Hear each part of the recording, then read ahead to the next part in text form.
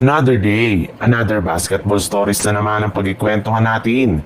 At ngayon nga, yung balitang pagkuha ng Los Angeles Lakers kay Klay Thompson. At ang balitang mag-o-offer na ang Golden State Warriors trade package sa Brooklyn Nets.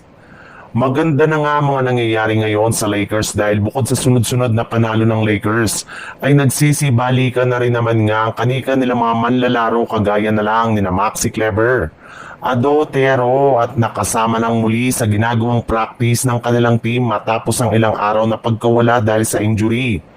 Kaya isang magandang senyalis nga ito na makukumpleto na sa wakas ang lineup ngayon ng Los Angeles Lakers.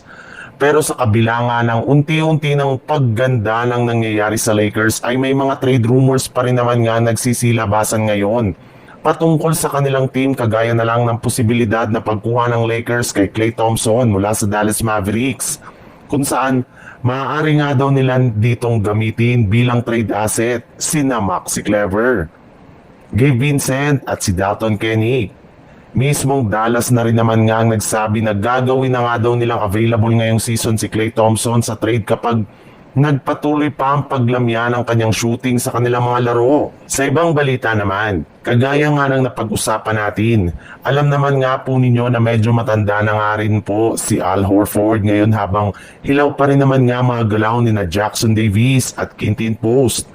Kaya kung meron mang isang center ang kaya makasabay kay Stephen Curry, eto nga ay walang iba kundi si Bam Adebayo na isa sa mga best big man ngayon sa NBA na merong kakayanan sa opensa at depensa.